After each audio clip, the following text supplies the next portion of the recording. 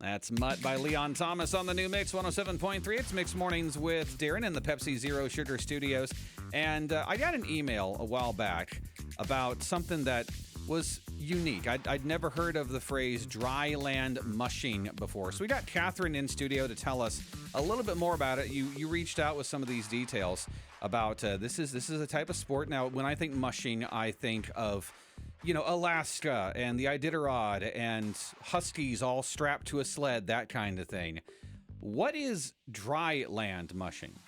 So dryland mushing is a sport. When you hear it, you mostly think of the sleds and the huskies. Sure. It's on wheels. Okay. So there's the bike race, there's the scooter, and a rig for the bigger teams.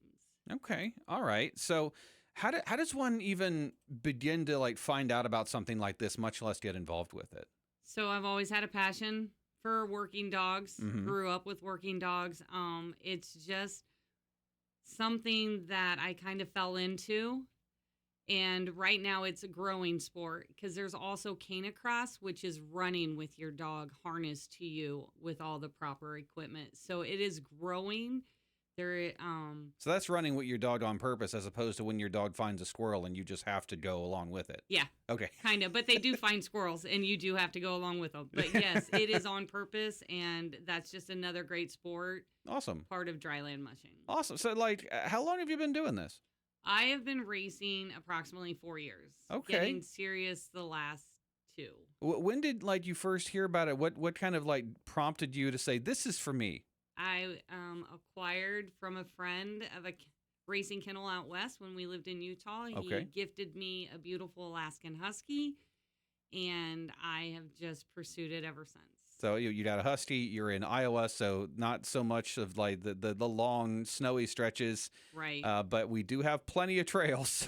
We do. We are really blessed in this area. Yeah. There's tons of trails, and I'm out training on all of them. So you mentioned the Husky. Are there other breeds that you race, or?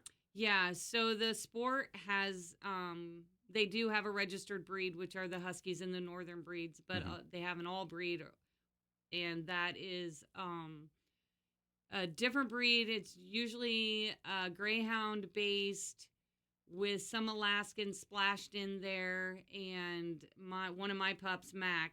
He's a Catahoula Greyhound with an Alaskan splash in there. Okay, so these are fast, sturdy dogs, is what I'm hearing. Sprint dogs, yes. All right, right on. I used to have a treeing Walker Coonhound, and those things can pull like you wouldn't believe. Yes, they can. Sure, I bet they'd be good for this.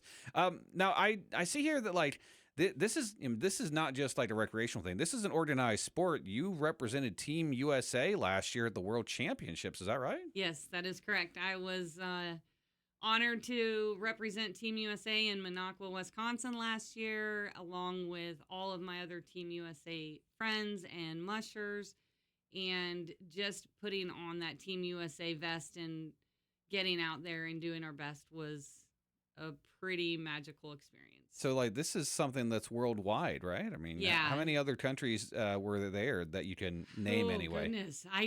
You know what? I don't know, but... Yeah. Lots. Hey, that's cool. That's really cool. So what's the training like? I mean, obviously, especially if you're running alongside these animals, there's a lot of training for not just them, but also you, I imagine. Correct. I work closely, hired a coaching group, Lucky Fox Coaching. It's some of my mushing friends, and they are training me to be better on the scooter, longer runs, getting my endurance in, and then the dogs throughout the summer, of course, are training in different ways of, we swim, they do weight pulls, actually, getting their endurance up by just letting them free run, and then training will start soon. So I imagine that there's a not insignificant cost when you're doing something like this. It's expensive. Yeah, it's pricey. What I was getting at here. Yeah. So I imagine you guys could probably use a little bit of support. I mean, how can folks who are interested in this, they want to support you, support Team USA, that kind of thing? How can they go about doing that? So they can contact me. I think there'll be a link in the video. Yeah, on the video version of this interview, we'll tag your Facebook page so Yes. people can get in touch Or with you. obviously social media. Mhm. I'm out on that. And real quick, if I can do a shout out to Sure. the Jet Stop on Roosevelt. Okay. They sponsored me with a gas gift card last Nice. year. I've had several different sponsors come through last year when I was going for the Worlds. But again, this year is setting up, with funds needed Sure. to continue this dream. Absolutely. And hey, we're friends with the folks at the Jet Stop on Roosevelt. They listen to the mix. So, of course, we appreciate a shout out for them. So if you want more details, her name's Katherine Brakeville. And again, we are going to tag her in the post for the video version of this interview on our Facebook page. That's facebook.com/mix107.3 Dryland Mushing. Today I learned. Katherine, thank you so much for coming by. Thank you so much.